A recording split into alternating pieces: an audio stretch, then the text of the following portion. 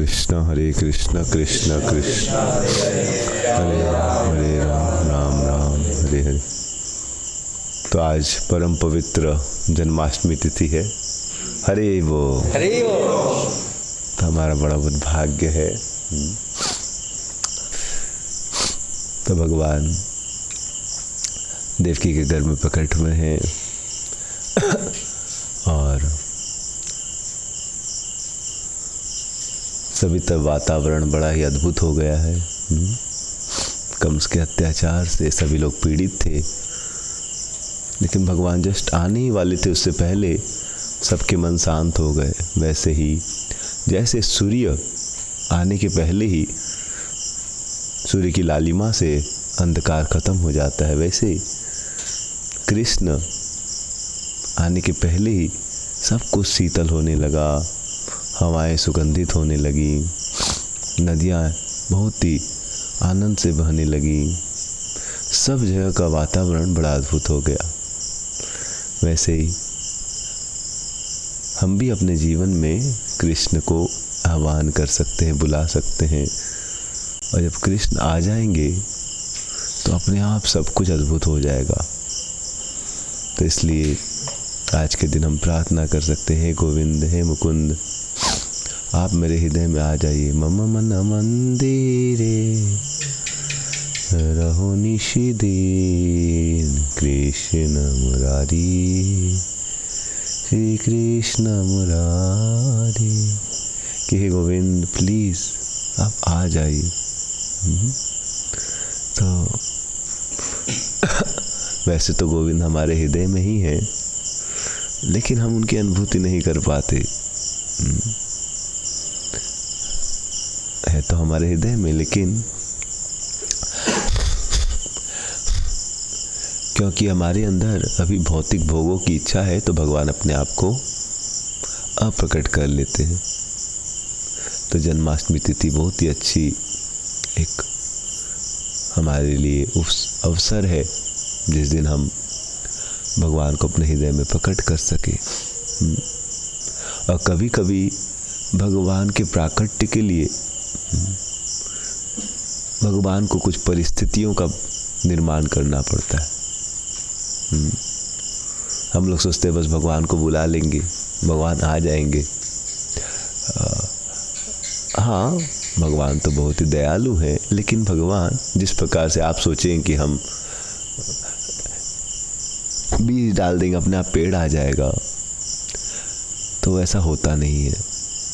जो भी आदमी खेती करते उन्हें पता है, केवल क्या बीज डालने से खेती हो जाती है? हाँ, उससे पहले खेत का निर्माण करना होता है। खेत का क्या होता है? खेत का बिना निर्माण किए क्या खेती हो सकती? तो वैसे ही हमारे हृदय में अगर हमें कृष्ण को प्रकट करना है, तो हमें हृदय को उस प्रकार अनुकूल बनाना पड़ेगा कि जिसमें कृष्ण आ सके।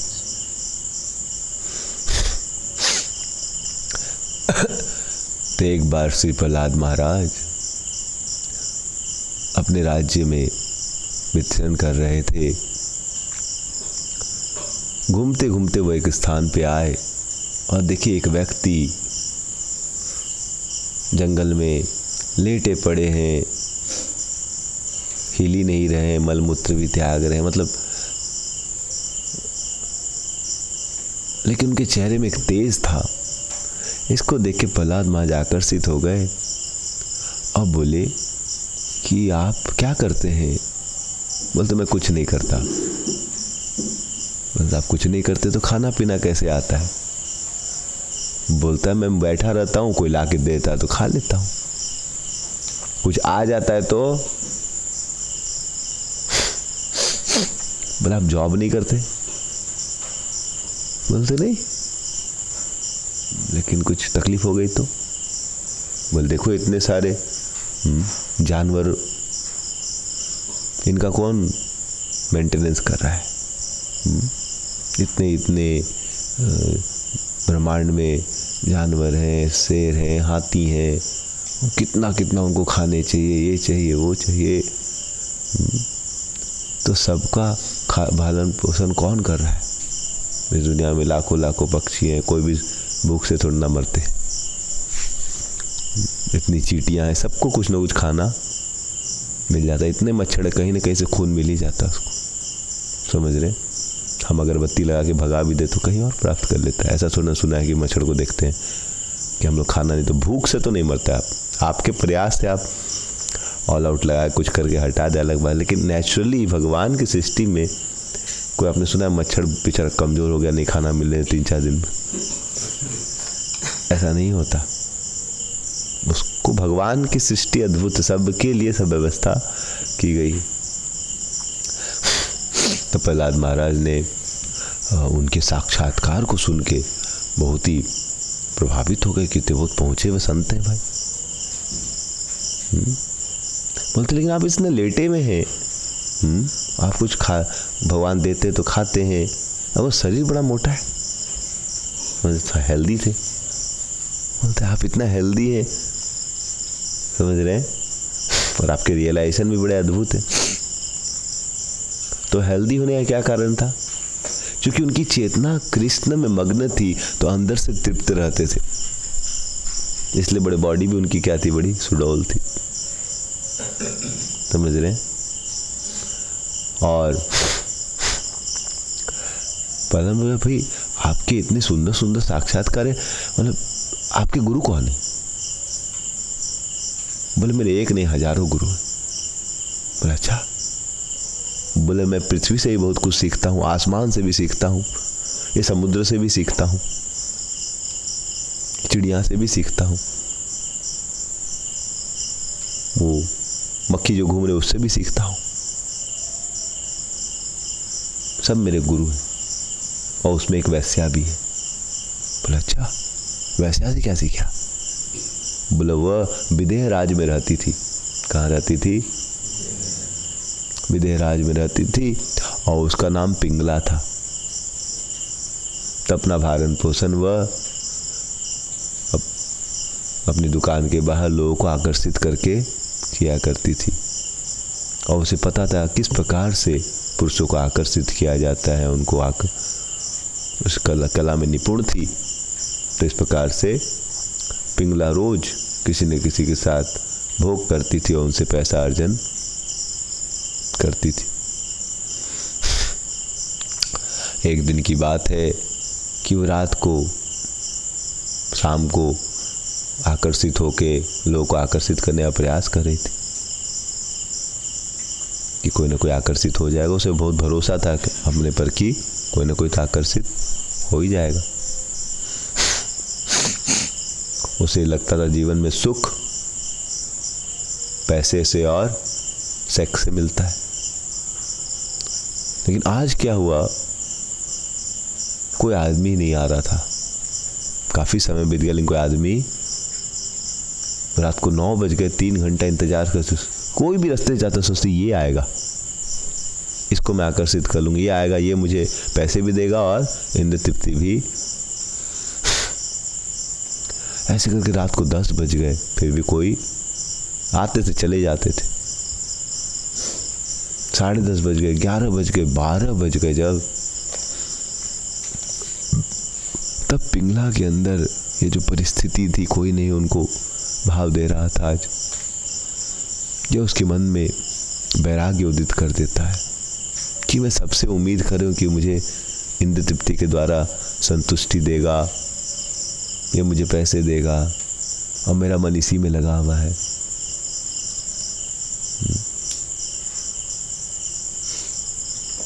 तो पिंगला बहुत मनन करती है और उसके अंदर में वैराग्य आ जाता है। कह रहे धिक्कार है ऐसे जीवन को, क्या है इन भोगों में। और वो समझ जाती है कि कितना भी मैंने अपने इंद्रिय को संतुष्ट कर लिया, आज तक मैं संतुष्ट हुई नहीं। कितना भी धन मैंने लोगों से ले लिया, मैं संतुष्ट, और मैं होंगी भी नहीं। और उसने किसका शरण ले लिया? भगवान हरि का। तब जाके पूर्ण रूप से क्या हो गई? संतुष्ट हो गई। वैसे कवंती ब्राह्मण थे, वो बहुत ही अमीर थे, लेकिन वो बहुत ही कंजूस थे और लोगों को सही से ट्रीट नहीं करते थे। पैसे के बल से तो बहुत लोग उनका बात मानते थे, लेकिन धीरे धीरे उनको एकाएक क्या हुआ, उनके फैक्ट्री में आग लग गई, उनके घर में डकैती हो गई, उनका शरीर रोगी हो गया, सब तरह से वो एकदम एकाएक। ये जीवन में परिस्थितियां जब हमारे कर्म बदल जाते हैं,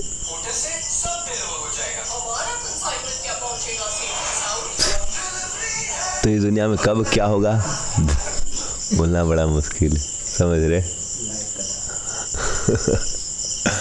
समझ रहे एकाएक क्या हो जाएगा लाइफ में, समझ रहे। तो वैसे ही जीवन में कब क्या होगा बोलना, जब तक कर्म अच्छा होगा तब तक आपके जीवन में लोग आपको सम्मान देंगे, पैसा रहेगा, ये रहेगा। जैसे ही कर्म बदल जाएगा, एकाएक आप उस दिन उठेंगे, आपका पीठ नहीं उठ पा रहा है, ये हो गया आपको कुछ, अब बोलते जीवन भर आप उठ ही नहीं पाएंगे। हाँ, आप जो उछलते नाचते थे, बोलते आप कुछ नहीं कर। जैसे एक फौजी बताया तो उनकी माँ को थोड़ा सा तकलीफ हो गई, डॉक्टर पास दिखा, बोले उनका यहाँ का कुछ प्रॉब्लम्स हो गया, अब जीवन भर व्हील चेयर में रहना।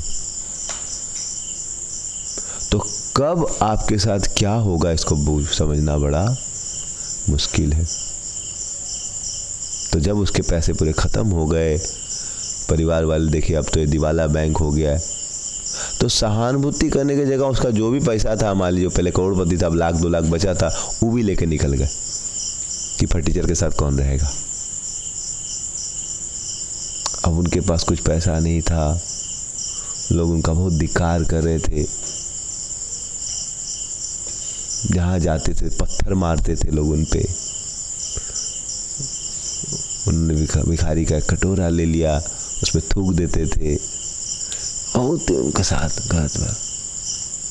और जब उनका कोई नहीं रहा, जीवन में ऐसी विचित्र परिस्थिति आ गई, तब उनको अंदर से समझ में आया कि केवल मेरे दुनिया में भगवान ही मेरी मदद। तो बहुत बार जीवन में जब सब कुछ ठीक चलता है, तो उस समय हम भोगों में इतने लिप्त हो जाते हैं कि हरि कथा सुन के भी, हरि भजन का महात्मा सुन के भी कोई जितनी प्रेरणा नहीं मिलती। लेकिन भगवान कभी कभी ऐसी स्थितियां जीवन में मौजूद कर देते हैं कि हम परेशान हो जाते हैं।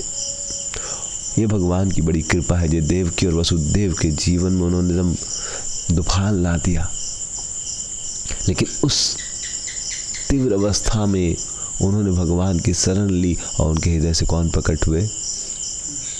कृष्ण। तो वैसे ही हमारे भी हृदय में काम, जैसे पिंगला के हृदय में काम और लोभ इतना पीड़ित कर रहा था, इस प्रकार से हृदय में ये जो पापमय वासनाएं हैं, जकड़ के रखी हमें, छोड़ती नहीं है। नहीं, भगवान कभी कभी कृपा कर कर इनको तोड़ देते हैं। और ये बहुत ही अच्छी स्थिति है। जैसे बलराम जी के पास हल है, तो जब आप खेती करते तो पहले आप फील्ड, जो कड़ा फील्ड होता है, उसको तोड़ देते हैं, टुकड़े टुकड़े कर देते, तब जाके वो खेती के लिए अनुकूल बनता है। वैसे ही हमें भी अपने हृदय को अनुकूल बनाना चाहिए। आज जन्माष्टमी के बहुत ही अद्भुत तिथि है। हम भगवान से प्रार्थना करें, हे भगवान मेरे भी हृदय को ऐसा बनाइए, तिनादपि सुनीचन, मुझे विनम्र बनाइए। क्योंकि विनम्र स्थिति में जब वो अवधूत ब्राह्मण बता रहे हैं कि वो वेश्या विनम्र हो गई कि भोगों से संतुष्टि मिले, कोई सुन नहीं रहा है, अपने मन को देख पा रही कि मैं उम्मीद करती हूँ सबसे, यही मेरी दुख के कारण। तो जब आदमी की भौतिक भोगों में जो उम्मीद होती है टूट जाती है, तो ये बहुत ही अच्छी स्थिति है कि वह भगवान का आश्रय ले सके। तो इस प्रकार से हमें प्रार्थना करना चाहिए, हे भगवान मेरे हृदय को पवित्र कर दीजिए, मेरे हृदय में आप आ जाइए। और जब हृदय में पिंगला के भगवान आ गए, तब वो गुरु बन गई। वही पिंगला वैश्या जो क्या हो गई, अब एक महा भागवत उनसे क्या ले रहे हैं, उनको अपना गुरु बना लिए कि इसके साक्षात्कार बड़े अद्भुत हैं, जिसने भगवान का आश्रय ले लिया है। वैसे वो जो अवंती ब्राह्मण थे, पहले बहुत ही बदमाश थे, पहले बहुत ही कृपण थे, लेकिन अब जब उन्होंने भगवान की शरण ले ली, संन्यास ले लिया, भगवान पे पूरा निर्भर हो गए, तो उनके उदाहरण से, उनकी शिक्षा से कितने कितने लोग लाभान्वित होते। तो जन्माष्टमी तिथि है, आइए हम भी भगवान में अपने मन को लगाएं, प्रार्थना करें, गिड़गिड़ाएं, रोएं, हे कृष्ण प्लीज प्लीज आ जाइए, मेरे हृदय को शुद्ध कर दे। तो यह जो क्रिया है कभी कभी बहुत कष्टदायक भी हो सकती है, लेकिन भक्तों को विश्वास के साथ, श्रद्धा के साथ, और खास करके इन विशेष दिनों में, क्योंकि आज के दिन भगवान की ज़्यादा कृपा रहती है, तो हमें थोड़ा ज़्यादा प्रयास करना चाहिए। रोज़ तो हम करते हैं, लेकिन आज के दिन थोड़ा ज़्यादा विशेष तरीके से प्रयास करना चाहिए। श्री कृष्ण जन्माष्टमी महातिथि की, श्रील प्रभुपाद की, काय गौर प्रेमानंदे।